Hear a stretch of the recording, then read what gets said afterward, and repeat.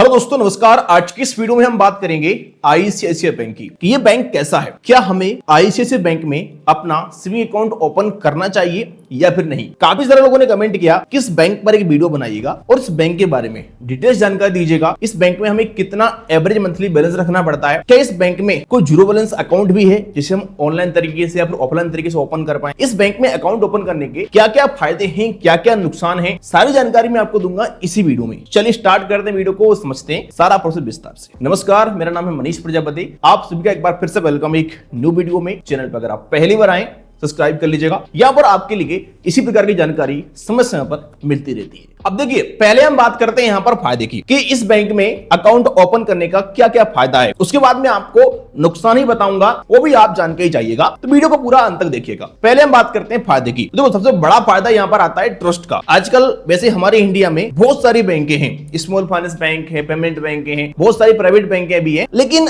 अधिकतर लोग ना ट्रस्ट नहीं करते उन बैंकों पर। अधिकतर लोगों के खाते कहां पर होते हैं? एसबीआई में होता है, या तो या एचडीएफसी में होता है, या आईसीआईसीआई बैंक में होता है। बाकी और भी बैंकों में होता है, बट इतना नहीं होता है खाता। तो यहां पर बात ट्रस्ट की आती है, तो जो आईसीआईसीआई बैंक है ये देश का सबसे बड़ा सेकंड नंबर का प्राइवेट बैंक है, यानी कि दूसरा सबसे बड़ा प्राइवेट बैंक है। एचडीएफसी बैंक के बाद अगर कोई बैंक आता है तो वो आईसीआईसीआई बैंक ही है। तो यहां पर कहीं ना कहीं ट्रस्ट तो बनता है। और ये चीज मैं अपनी तरफ से नहीं बोल रहा हूं, एक रिपोर्ट आई थी कुछ समय पहले आरबीआई की, जिसमें आरबीआई ने यह बताया था कि हमारे इंडिया में 3 ऐसे बैंक हैं जिन पर भारत की इकोनॉमी टिकी हुई है, एसबीआई, एचडीएफसी और आईसीआईसीआई बैंक। ये 3 बैंक अगर डूबे या फिर इन 3 बैंकों को कुछ हुआ तो भाई इकोनॉमी हिल जाएगी। आप समझ सकते हैं कि कितना बड़ा बैंक होगा ये। तो आईसीआईसीआई बैंक में अकाउंट ओपन अगर हम करते हैं तो कहीं ना कहीं एक ट्रस्ट रहता है। वैसे आपके लिए बता दूं, मैं देखो किसी बैंक में अगर आपका अकाउंट है या आप ओपन करा रहे हैं तो वहां पर हमारा 5 लाख रुपए तक ही अमाउंट सेफ रहता है। अब वो चाहे आपका एफडी हो या अकाउंट में रखा पैसा हो, वो सब इसी में काउंट होता है। मतलब इंडिया में कोई बैंक कल के दिन अगर डूबता है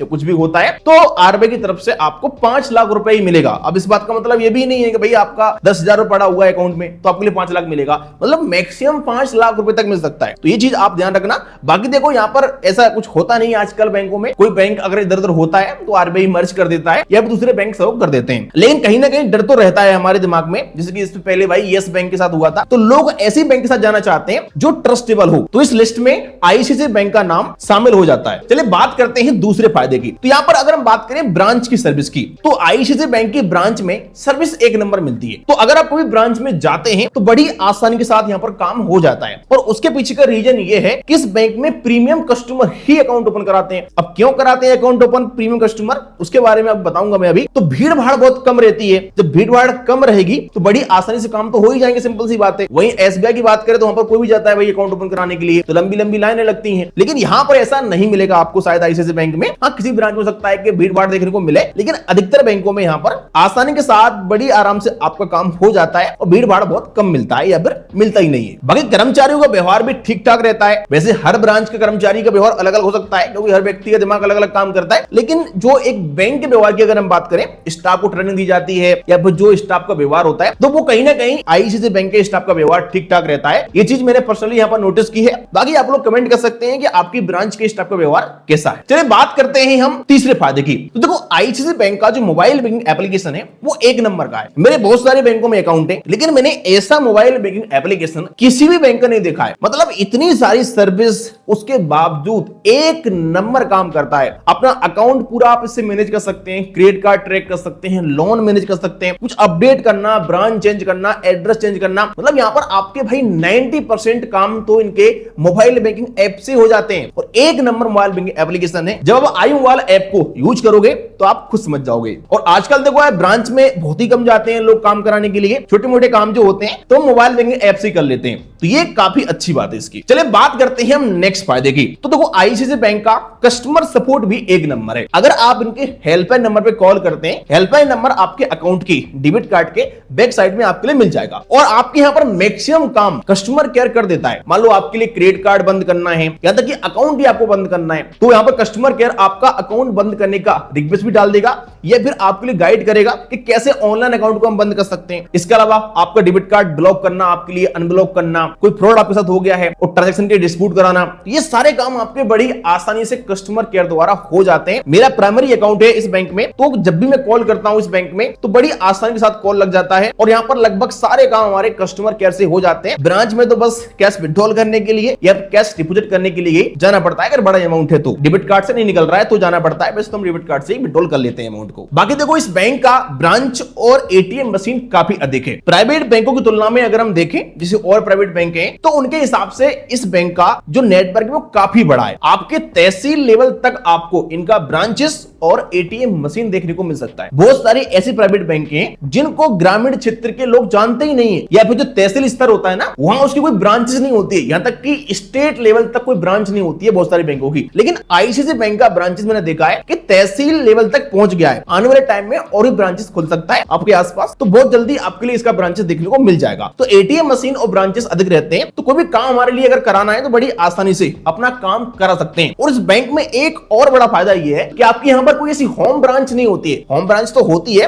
लेकिन आपका मतलब ऐसा नहीं है कि प्रॉपर सारा काम उसी ब्रांच में होगा। कई सारी बैंकें होती है ना ऐसे कि आपने जिस ब्रांच में अकाउंट ओपन कराया है आपके 90% काम वहीं पर होंगे, लेकिन यहां पर ऐसा नहीं है। मैं देखो अगर अपनी बात करूं तो मेरा अकाउंट रुद्रपुर उत्तराखंड का, वहां खुला था मेरा अकाउंट, और अभी मैं भोपाल की सारी ब्रांचेस में अपना काम करा पाता हूं। कोई मेरे से ये नहीं बोलता है कि भाई अपनी होम ब्रांच में जाओ। इसी प्रकार से अगर मैं कभी बाहर जाता हूं, मान लो इंदौर जाता हूं, जबलपुर जाता हूं या मुंबई जाता हूं, तो मैं किसी भी आईसीआईसीआई बैंक की ब्रांच में चला जाता हूं, मेरा सारा काम हो जाता है। तो ये काफी बढ़िया बात है कि आपका अकाउंट किसी ब्रांच में खुला हो, आप ऑल ओवर इंडिया में सारी आईसीआईसीआई बैंक की ब्रांचेस में अपना काम करा सकते हैं। बाकी आप ब्रांच चेंज भी कर सकते हैं बड़ी आसानी से, मोबाइल बैंकिंग ऐप से अगर जरूरत है तो आप चेंज भी कर सकते हैं। इसके अलावा देखो इस बैंक में चार्ज फीस बहुत ही कम करते हैं। मेरा अकाउंट इस बैंक में लगभग 4-5 साल से है, मेरे यहाँ पर फालतू के चार्ज एंड फीस नहीं कटे हैं। हाँ, डेबिट कार्ड का चार्ज आपको लगता है, जैसा आप डेबिट कार्ड लेंगे उसके हिसाब से। अगर आप कम से कम फीस वाला डेबिट कार्ड लेते हैं तो 200-250 रुपए के आसपास आपको डेबिट कार्ड यहाँ पर मिल जाता है। बाकी फिर जैसा आप डेबिट कार्ड लेंगे उसके हिसाब से आपके लिए चार्जेस देना पड़ेगा। तो ये कुछ फायदे हैं इस बैंक में अकाउंट ओपन कराने के। बाकी देखो और भी फायदे हो सकते हैं, लेकिन हमने यहाँ पर मेन पॉइंट की बात की है। अब हम बात करते हैं नुकसान की। भाई इस बैंक में अकाउंट ओपन करने के क्या क्या नुकसान है या फिर क्या क्या कमियां हैं। तो देखो पहली बात तो ये है कि इस बैंक में कोई जीरो बैलेंस अकाउंट नहीं है। अब जीरो बैलेंस अकाउंट है तो बहुत सारे इसमें, जैसे जनधन अकाउंट हो गया, लेकिन उसके लिए कोई ओपन ही नहीं करता है। ब्रांच में अगर आप जाओगे तो आपका अकाउंट ओपन ही नहीं होगा। ब्रांच वाले 50 कंडीशन लगा देते हैं तो ओपन नहीं करते। अब देखो मिनिमम बैलेंस रखना पड़ता है, ये कोई बुरी बात नहीं है। आजकल